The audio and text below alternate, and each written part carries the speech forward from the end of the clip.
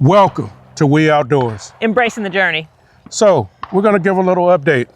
So when we started this in our first video, all we said was that we're focusing on competition. We didn't really share what our ultimate goal was, where we were trying to go. Well, today we're ready to share that. So one thing you'll notice is we have updated wardrobes. So normally we have a shirt that has, our logo, our emblem, but now we have vests. So now we're part of the cool kids. Shake it, shake it, shake it, shake it. Part of why we wanted to be part of the cool kids is that this weekend we'll be shooting at the NSCA National Championship down in San Antonio.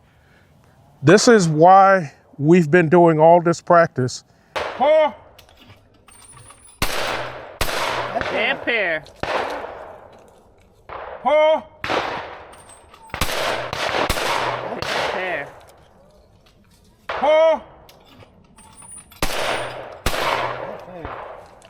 Final pair. There you go. That one did not fly. Dead pair.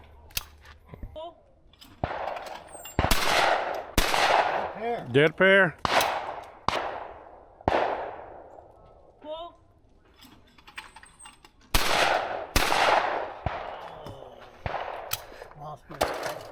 What happened, honey?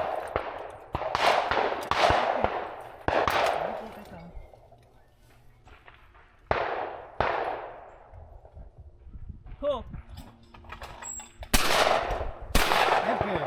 Good finish. Shooting at different facilities, different locations, different clubs. It's to get ourselves ready to be able to go and handle the national championship. Pull. Head pair. Pull. Lost dead. Pull. Head pair. Dead pair. Pull. Head Dead pair. Pull. Dead pair. Dynamite. Good finish. Hey, way to take your time. This learning different presentations, how they look, how they feel, just basically exercising all of our skills on the sporting clay field. So we've been having a lot of fun, not just being out there and competing with others, but definitely competing against ourselves. We've done everything from skeet to trap, and of course sporting clays. Mm-hmm. So we've kind of done a little bit of all the disciplines, done a couple leagues during this year. Mm-hmm. So we've kind of just spread up our experiences and just trying to improve our skill set. Yep. And so we're going to find out when we go to nationals how we did. I don't know where we're going to end up at. I don't think we'll be at the bottom, but I think we'll make a pretty decent and respectable showing. The goal is to not be at the bottom, and that's basically what at least I've been preparing for all year. I don't want to be at the bottom of the list. I want to at least be a couple up. If I'm 4 up from the bottom, I'm okay with that. Just don't let me be at the bottom. Yeah. So that's been part of my journey, mm-hmm. is just making sure that I'm learning everything that I need to learn to be a decent competitor. Yes. I don't have to be at the top. I'm not having any expectations. There's some great shooters out there, and we've met a number of them along the way. So it's just about, getting out there, having a good time, meeting new people, and enjoying the experience. I agree with that. And, I'm not saying I have any expectations, but I would just love to be the top D-class shooter in the nation. And thinking about D-class, that's the one thing that is nice about the competition, is that you compete with folks at your level. So there are different class ratings, mm-hmm. From D to master. You got double A's, you got A's, you got B's, you got C's. So you come in and you compete at your level. And so I'm not, when we're going in there, we're not going competing against the masters.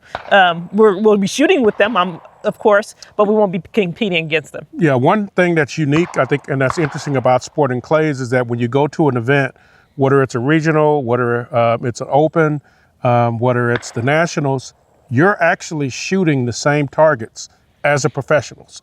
You're on the same field. That's somewhat unique. And so as Kara said, we will be shooting the same targets with everyone, but we'll only be competing against the people who are in our class. And, you know, here's a revelation for our audience. Kara and I are no longer competing. Those days are gone, at least for a season. He's going to be coming up. A few events ago, Kara punched out of D class. She left me behind.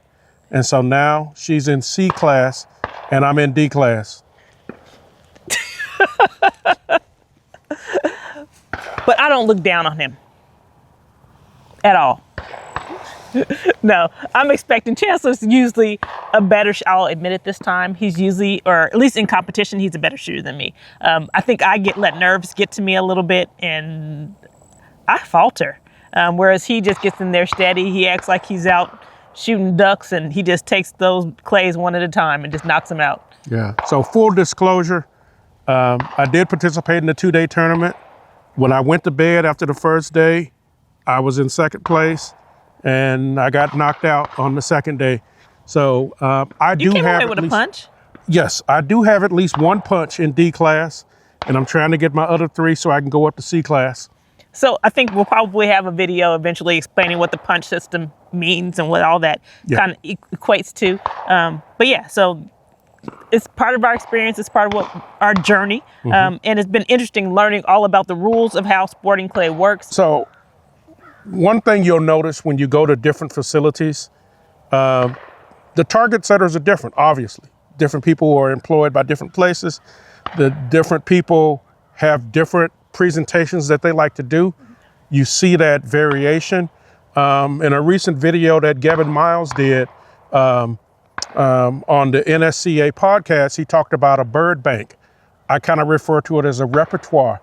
The more shots or presentations you have in your bird bank or your repertoire, the easier it is to feel comfortable when you go to different facilities and you see different things, you know, whether it's a rabbit bouncing on the water, as we saw at the Dallas Gun Club, or whether it's, you know, some of these targets that are going through the trees, like we saw at Elm Fork, or, you know, some of the canyony stuff that we saw at Iron Mountain, you know.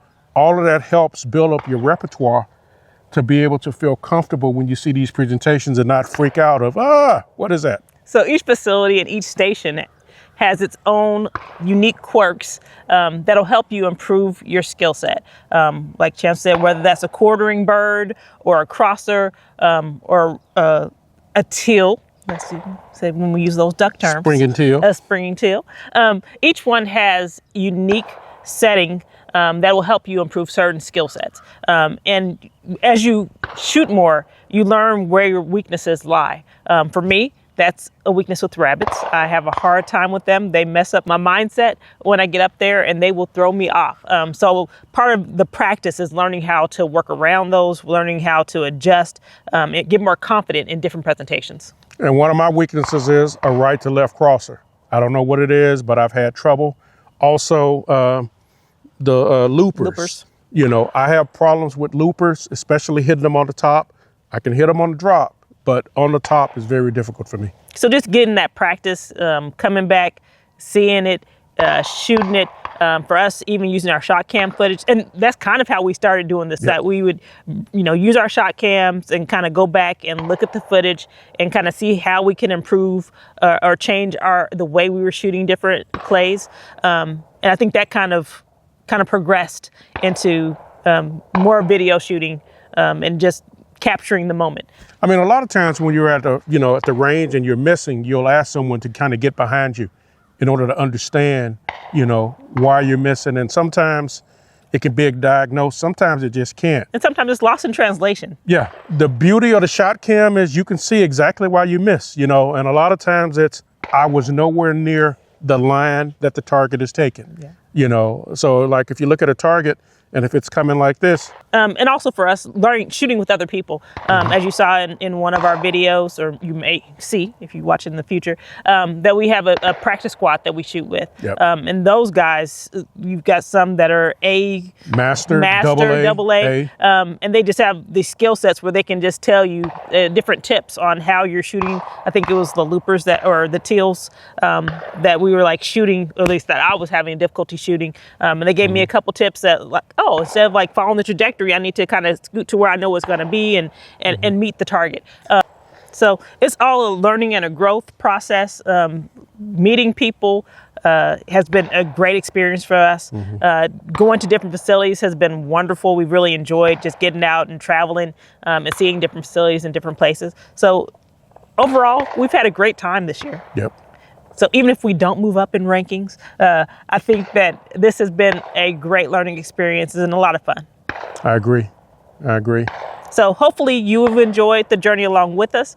In the coming episodes, I'm sure we'll have different, we've kind of got to shift from sporting clays and probably into some other activities that we enjoy. That's one reason why we call it We Outdoors. It's not just going to be shooting all the time. But, we'll get out and go fishing now. I know Chancellor's been chomping at the bit to get back on the water. I need to get in my boat. My boat been out on the water twice in 2025. So he needs to see his other woman, which is his boat. Yeah, my sidekick.